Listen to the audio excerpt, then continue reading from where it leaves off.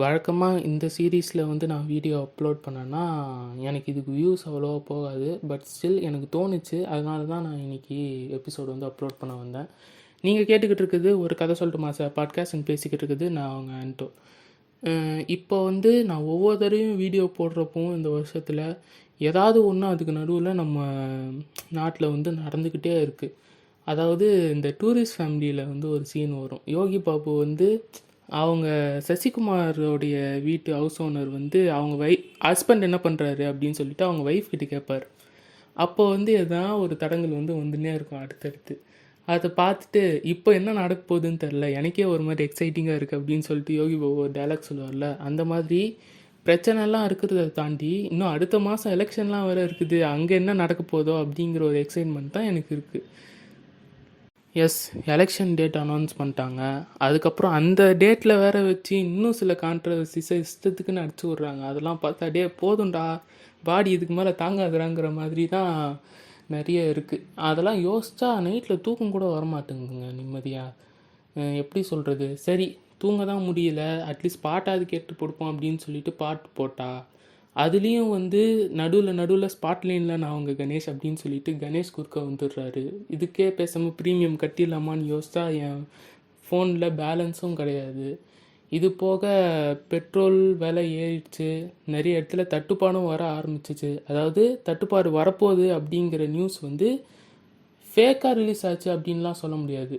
அது பெங்களூரில் ஏதோ ஒரு பங்க்கில் உண்மையாலே நடந்திருக்கு. அந்த நியூஸ் வந்த உடனே ஐயோ இது இங்கேயும் வந்துடுமோ அப்படின்னு சொல்லிட்டு பயந்தடிச்சு எல்லோரும் ஃபஸ்ட் இந்த சவுத் சைட்லேருந்து வாங்க ஆரம்பிச்சுது. அது அப்படியே கொஞ்சமாக ஆல் ஓவர் தமிழ்நாட்டிலையும் வந்து நடக்க ஆரம்பிச்சிச்சு.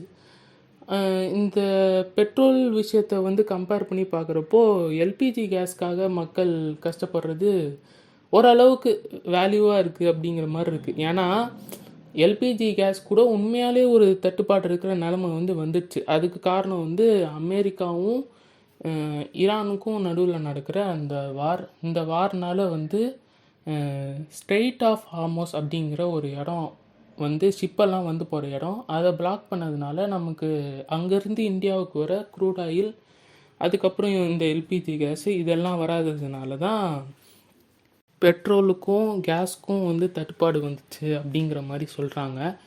இதில் கேஸுக்கு வந்து என்னென்ன அக்கப்போர்லாம் பண்ணுறாங்கன்றது பெருசாக தெரியல. ஏன்னா அதுக்கு கூட ஒரு ஆல்டர்னேட் இருக்குது.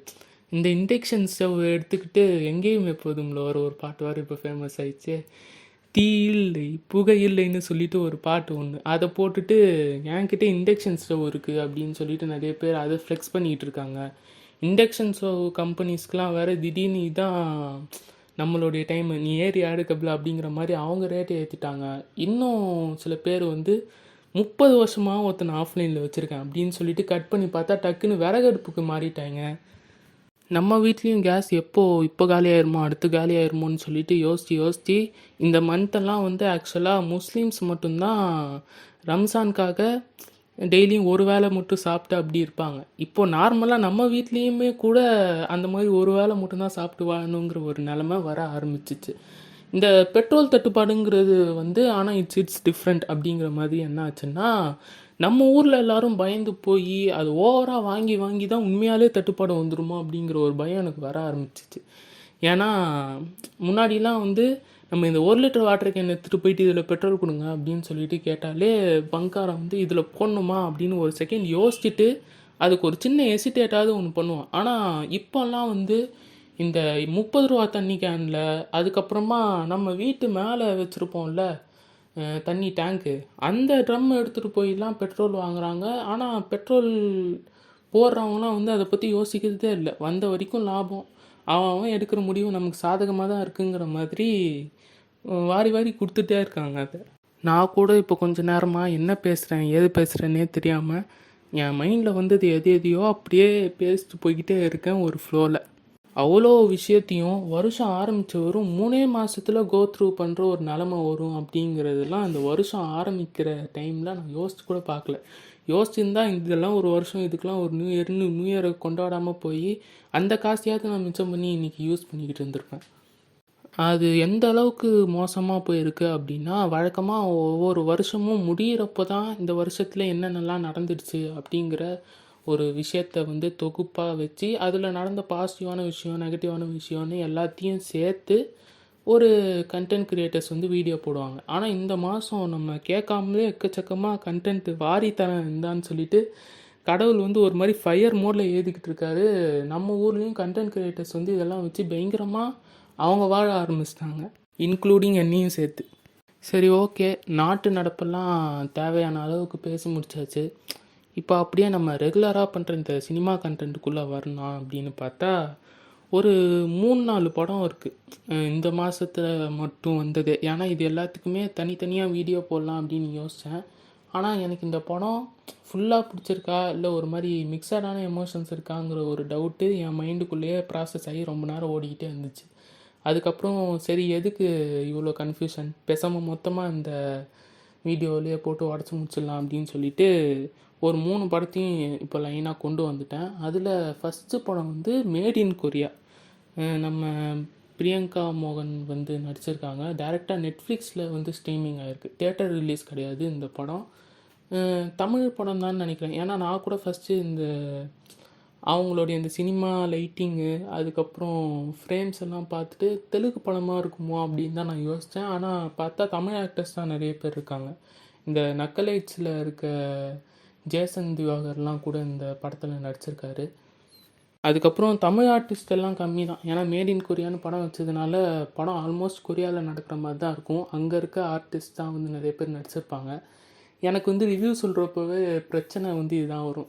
ஆர்டிஸ்ட் வந்து நான் அவங்கள பார்த்துருப்பேன், எனக்கு அவங்கள நல்லா தெரியும்.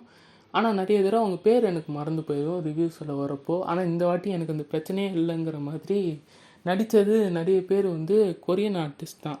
ஸோ அவங்களுடைய பேர் வந்து நான் சொன்னாலும் உங்களுக்கு தெரிய போகிறதில்ல அப்படிங்கிறதுனால அதை அப்படியே விட்டுருவோம்.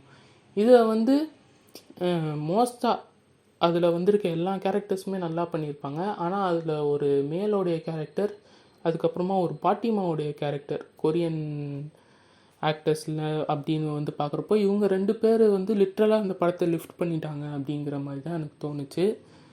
பிரியங்கா மோகனுக்கும் ரொம்ப நாள் கழித்து ஒரு படம் நல்லா அமைஞ்சிருக்கு அப்படின்னு சொல்லலாம். ஏன்னா ஃபஸ்ட்டு டாக்டருக்கு வந்து அந்த மாதிரி அப்ரிசியேஷன் வர ஆரம்பித்து அதுக்கப்புறம் கண்டினியூஸாக என்ன படம் பண்ணாலும் இவங்களுக்கு ட்ரோல் தான் வந்துச்சு அப்படிங்கிற மாதிரியான ஒரு சுச்சுவேஷன் வந்து வந்திருந்தது. அதுக்கப்புறமா பாருங்களேன், இந்த வருஷம் எவ்வளோ சர்ப்ரைசிங்காக இருக்குங்கிற மாதிரி பிரியங்கா மோகன்லாம் ஒரு உமன் சென்ட்ரிக் படம் நடித்து அந்த படம் ஒரு மாதிரி ஃபீல் குட்டாக நல்லா இருக்கே அப்படிங்கிற மாதிரியான ஒரு ஷாக்கும் எனக்கு இந்த வருஷம் கிடச்சிது.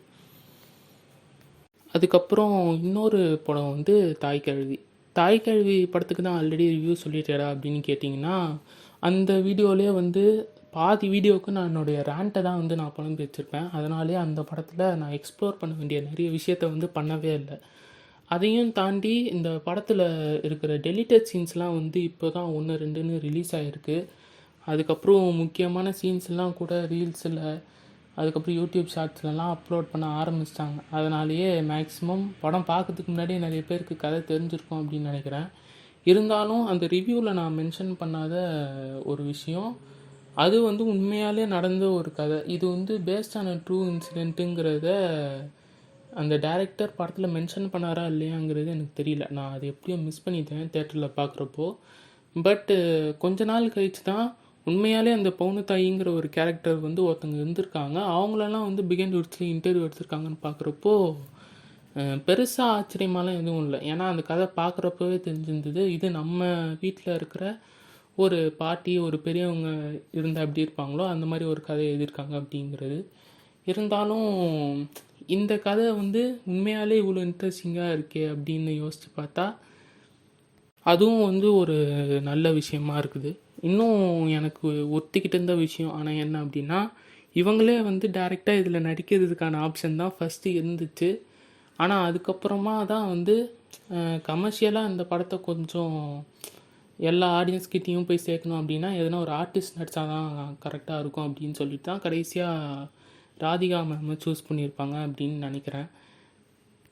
இந்த பவுனுத்தாய் கேரக்டரே வந்து டைரெக்டாக தாய் கழுவியில் நடிச்சிருந்தாங்க அப்படின்னா இது வந்து நமக்கு ஒரு கடைசி விவசாயி படம் மாதிரி கிடச்சிருக்கும் அப்படிங்கிறது தான் நான் ஃபீல் பண்ணது. இன்னும் படத்தை வந்து பார்க்காதவங்க இல்லை இந்த ஸ்பாய்லர் பக்கம்லாம் நான் போகவே மாட்டேன்ப்பா படம் பார்க்குற வரைக்கும் ஆனால் எனக்கு இந்த படத்தை வந்து பார்க்கலாமா வேணாமான்னு ஒரு சின்ன கன்ஃபியூஷன் இருக்குது அப்படின்னு நினச்சிக்கிட்டு இருக்கவங்க யாராவது இது கேட்டிங்கன்னா, டெலிட்டட் சீன்ஸுன்னு சொல்லிட்டு ஒரு சீன் வந்து ரிலீஸ் ஆகிருக்கு. அதுவே நான் 2 கிளிப்புமே வந்து இந்த என்னுடைய இன்ஸ்டாகிராம் ஃபீடில் வந்து ரீல்ஸாக வந்திருந்தது. அதை பார்க்குறப்போ இது ஏன்டா தூக்குனீங்க அப்படிங்கிற மாதிரி தான் இருந்துச்சு அந்த சீனு. அதை வந்து முடிஞ்சால் பாருங்கள். அந்த படம் வந்து அந்த சீன் வந்து பெருசாக ஸ்பாய்லர் கிடையாது அந்த படம் பார்க்காதவங்களுக்கு. ஸோ பார்த்துட்டு அந்த படம் இந்த மாதிரி தான் இருக்கும் அப்படிங்கிற ஒரு ஐடியா கிடச்சிடும். அதுக்கப்புறம் நீங்கள் பார்க்கணுன்னு நினச்சிங்கன்னா தாராளமாக பார்க்கலாம். அதுக்கப்புறம் ஃபைனலாக ஒரு படம், இதை பற்றி தான் வந்து பேசலாமா வேணாமா அப்படிங்கிற ஒரு கன்ஃபியூஷன் இருந்துச்சு. அப்படிங்கிறதுனால சரி மொத்தமாக அந்த மாதிரி ஒரு 3 படத்தை ஒன்றா சேர்த்து பேசிடலாம் அப்படிங்கிற ஒரு கன்க்ளூஷனுக்கு வந்து நான் வந்துட்டேன். காரணம் வந்து எனக்கு இந்த படத்துடைய கண்டென்ட்டு ஒன்லைன் வந்து ரொம்ப பிடிச்சிருந்துச்சு. ஆனால் படம் எடுத்த விதம் வந்து டோட்டலாக ஸ்பாயில் பண்ணிட்டாங்களோ அப்படிங்கிற மாதிரியான ஒரு விஷயந்தான் என்னை ரொம்ப வெக்ஸ் ஆகிச்சு. ஸோ அதை பற்றி பேசியே ஆகணும் அப்படிங்கிறதுக்காக தான் இந்த படத்தையும் உள்ளே கொண்டு வந்தேன். கிணத்த காணோம் அப்படின்றது தான் இந்த படத்துடைய டைட்டிலு. 13ஆம் தேதி ரிலீஸ் ஆச்சுன்னு நினைக்கிறேன் இந்த மந்தில்.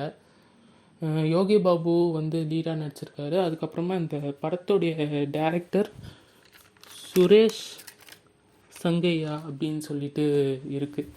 ஏன்னா இந்த பேர் வந்து எனக்கு அடிக்கடி டக்குன்னு ஞாபகம் வராதுல்ல, அதனால் இப்போ ஜஸ்ட்டு போய் பார்த்துட்டு வந்ததுனால தான் கொஞ்சம் டிலே பண்ணேன். இந்த டைரக்டர் ஆனால் எனக்கு முன்னாடி இவருடைய படம் ஒன்று எனக்கு தெரியும், கெடான்னு சொல்லிட்டு ஒரு படம். அந்த படம் வந்து ஒரு ஒன் டைம் வாட்சபிளான ஒரு ஃபிலிமாக இருந்துச்சு. நான் ரொம்ப போர் அடித்தப்போ பார்த்தேன் அப்படிங்கிறதுனால அந்த படம் எனக்கு கொஞ்சம் எமோஷன்ஸ்லாம் ஒர்க் ஆச்சு.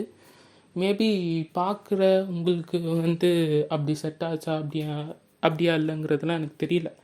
பார்த்துருப்பீங்களானே தெரியல. கொஞ்சம் அண்டர் ரேட்டடான படம் தான். பட் பார்க்கணும் யோசிச்சிங்க அப்படின்னா கண்டிப்பாக ஒரு வாட்டி பார்க்கலாம். ஆனால் இந்த படம் எனக்கு மேக்ஸிமம் நீங்கள் போர் அடித்தா பார்க்கலாம் அப்படிங்கிற மாதிரி தான் நான் சொல்லுவேன் இந்த கிணத்த காணுங்கிற படத்தை. ஏன்னா ஆரம்பத்திலே சொன்ன மாதிரி தான் கண்டென்ட்டில் இருந்த இன்ட்ரெஸ்டிங் வந்து இந்த படத்தில் வந்து இல்லை. சரி, அப்படி என்ன தாண்டா இந்த படத்துடைய கண்டென்ட்டு அப்படின்னு கேட்டிங்கன்னா, தண்ணிக்காக கஷ்டப்படுற ஒரு ஊர், அந்த ஊரே சேர்ந்து ஒரு டைமில் வந்து சரி இதுக்கு மேலெலாம் பார்த்துக்கிட்டு இருந்தால் வேலைக்கு ஆகுது, பேசாமல் நீரோட்டம் செக் பண்ணி நம்ம ஊரில் ஒரு கிணறு வெட்டுவோம் அப்படின்னு சொல்லிட்டு முடிவு பண்ணி கிணறு வெட்டுறப்போ அந்த கிணறுக்குள்ளே எதிர்பாராத ஒரு விஷயமா ஒன்று கிடைக்குது. அதுக்கப்புறம் அந்த விஷயத்தினால அந்த ஊருக்குள்ளே நடக்கிற சில கான்சிக்வன்சஸ் தான் வந்து இந்த மொத்த படத்தோடைய கதையும். இந்த படத்தை வந்து எடுத்து பார்க்குறப்போ நமக்கு நிறைய இன்ட்ரெஸ்டிங்கான கொஸ்டின்ஸ் வரும், நிறைய இன்ட்ரெஸ்டிங்கான விஷயம்லாம் நம்ம நாட்டில் நடக்கிற விஷயம்லாம் நமக்கு டக்குன்னு கனெக்ட் பண்ணிக்க தோணும். ஆனால் அது எல்லாமே அங்கங்கே தான் நடக்குதே தவிர த்ரூ அவுட்டாக அந்த படத்தில் அந்த ஃபீலை கொண்டு வராதது இந்த படத்துக்கு ஒரு பெரிய மைனஸ். ஒன்று அதான் டைரக்டரே வந்து எடுக்கிறப்போ கொஞ்சம் கன்ஃபியூஸ் ஆகிருக்காரு அப்படின்னு தான் நினைக்கிறேன். ஏன்னா இதை மண்டேலா மாதிரி கொஞ்சம் ஃபன்னாக எடுத்துகிட்டு போகலாமா அப்படிங்கிறத, இல்லை அவர் முன்னாடி பண்ண அந்த கெடா படம் மாதிரியே இதை ஃபுல் சீரியஸ் சேனல்லே கொண்டு போகலாமா அப்படிங்கிற ஒரு டவுட்லேயே வந்து ரெண்டும் இல்லாமல் ஒரு மாதிரியாக ப்ரெசன்ட் பண்ணியிருக்காங்க. பட் ஸ்டில் ரொம்ப போர் அடிச்சா ஒரு தடவை பார்க்கலாம் அப்படிங்கிற மாதிரி தான் இருந்துச்சு அந்த படத்துடைய கதை. அது போக இந்த படம் பார்க்குறப்ப தான் எனக்கு தெரிஞ்சது இந்த டைரக்டர் வந்து இஸ் நோ மோர் அப்படிங்கிற மாதிரி. So rest in peace for him. அவருடைய படம் வந்து மேபி கம்ப்ளீட் பண்ணுறதுக்கு முன்னாடியே அவர் அந்த மாதிரி டெத் ஆகிட்டதுனால இந்த படம் வந்து அதனாலேயும் சரியாக கம்ப்ளீட் ஆகாமல் போயிருக்குமோ அப்படிங்கிற ஒரு டவுட்டும் வந்து எனக்கு இருந்துச்சு. ஏன்னா இதே மாதிரி நான் வேறு ஒரு படத்தையும் நான் ஃபேஸ் பண்ணியிருக்கேன். லாபம்னு சொல்லிட்டு ஒரு படம், விஜய் சேதுபதி. இது கண்டினியூஸாக ஒரு லீடாக நடிச்சுக்கிட்டு இருந்த டைமில் ஒரு டவுன்ஃபால்ஸ் மட்டுமே பார்த்துக்கிட்டு இருந்த ஒரு பீரியட். அது கிட்டத்தட்ட ஒரு 6-7 வருஷத்துக்கு முன்னாடி வந்த படம்னு வச்சுக்கோமே. எனக்கு எந்த வருஷம் ரிலீஸ் ஆச்சுன்னு கூட தெரில சரியா. அந்த படத்துடைய டைரக்டர் வந்து எஸ்பி ஜனார்தன் அப்படின்னு சொல்லிட்டு அவர் பயங்கரமான படம்லாம் எடுத்திருக்காரு. எனக்கு அதில் அவர் எடுத்ததுலேயே இயற்கை ரொம்ப பிடிக்கும். அது நிறைய பேருக்கு தெரியுமான்னு தெரில. பேராண்மை எப்படியோ கண்டிப்பாக எல்லாருக்கும் தெரிஞ்சிருக்கும். அந்த படம் அந்த டைரக்டர் தான் எடுத்தது. இந்த மாதிரி படம்லாம் பண்ணிவிட்டு இப்படி லாபம் வந்து பார்க்குறப்போ எனக்கு பெருசாக கனெக்ட் ஆகலையே அப்படின்னாலும் அந்த படத்துக்குள்ளே இருந்த சில கண்டென்ட்ஸு சில டைலாக்லாம் வந்து ஓகே இது நல்லா இருக்குது படத்தில் அப்படிங்கிற மாதிரி நான் ஃபீல் பண்ணேன். அதே மாதிரி ஒரு ஃபீலிங் தான் எனக்கு இந்த படமும் கொடுத்துச்சு. ஸோ ஃப்யூச்சர் ரைட்டர்ஸ் யாராவது இருந்தீங்க அப்படின்னா அன்எக்ஸ்பெக்டடாக இந்த மாதிரி ஒரு விஷயம் நடக்க போகுது, அந்த டைரக்டர் வந்து படத்தை ஃபுல்லாக எடுக்கிறப்போ அவரால் அந்த படத்தை கண்டினியூ பண்ண முடியலங்கிற சுச்சுவேஷன் இருக்கிறப்போ ரைட்டர்ஸாக நீங்கள் இன்னும் கொஞ்சம் ரெஸ்பான்சிபிள் எடுத்து அந்த படத்தை கொண்டு போனால் இன்னும் கொஞ்சம் நல்லாயிருக்கும் பார்க்குற ஆடியன்ஸுக்கு அப்படிங்கிறது என்னுடைய ஒரு சின்ன வேண்டுகோள். ஸோ அவ்வளோதான். அப்புறம் இந்த மாதிரி விஷயம்லாம் வந்து யோசித்து நைட்டில் தூக்கம் அவ்வளோவா வரமாட்டேங்குதுன்னு சொல்லிட்டு சொன்னால, அதுக்கு நான் ஒரு ஹேக்கும் கண்டுபிடிச்சிருக்கேன். பெஸ்ட்டு விஷயம், அதாவது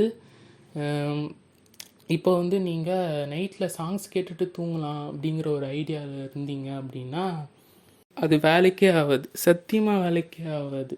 ஒன்று சாங்ஸ் வந்து அங்கங்கே ஷஃபில் ஆகும், இல்லை நடுவில் ஆடு வரும். நீங்கள் அடுத்தடுத்து கேட்கணுன்னு நினச்சி கேட்க பாடல்கள் வந்து உங்களால் கேட்க முடியாது. அப்போதைக்கு நீங்கள் டவுன்லோட் பண்ணி வச்சு கேட்டாலுமே உங்களுக்கு அந்த மாதிரி ஒரு இஷ்யூ வந்து வரும். இப்படி இந்த மாதிரி ப்ராப்ளம்ஸ்லாம் நீங்கள் ஃபேஸ் பண்ணுறீங்க அப்படின்னா ஒரு பெஸ்ட்டு வழி ஒன்று இருக்குது. அதுதான் இன்டர்வியூஸ் அண்ட் பாட்காஸ்ட் கேட்குறது. ஆக்சுவலாக இந்த மாதிரி பாட்காஸ்ட்லாம் வந்து நான் முன்னாடியே எதுனா வேலை பார்த்துட்ருக்கப்போ கேட்டுட்ருப்பேன். அப்போ வந்து எனக்கு அது ரொம்ப இன்ட்ரெஸ்டிங்காக இருக்கும். அது ஒரு பாயிண்டில் எப்படி ஆயிடுச்சுன்னா, பாட்காஸ்ட் கேட்குறதுக்காகவே ஆச்சு இப்போ ஏதாவது ஒரு வேலை பார்த்தா நல்லா இருக்குமே அப்படின்னு சொல்லிட்டு டக்குன்னு அழுக்காக இருக்க டேபிள்லாம் எடுத்து க்ளீன் பண்ணி வச்சுட்டு அந்த பாட்காஸ்ட்டை வந்து கேட்குறது. முன்னாடி வேலை பார்க்குறப்போ எப்படி எனக்கு அந்த பாட்காஸ்ட் வந்து யூஸ் ஆச்சோ, இப்போ அது தூங்குறதுக்கு வந்து பயங்கரமாக யூஸ் ஆகுது. இப்போது சில இன்டர்வியூஸ்லாம் வந்து அதுக்காக நான் உங்களுக்கு ரெஃபர் பண்ணணும் அப்படின்னா, இப்போ ரீசெண்டாக தாய்க்கிழவி படத்தில் நடித்த ஒரு ஆக்ட்ரஸ், அவங்க பேர் வந்து ரேச்சல் ரெபேக்கா.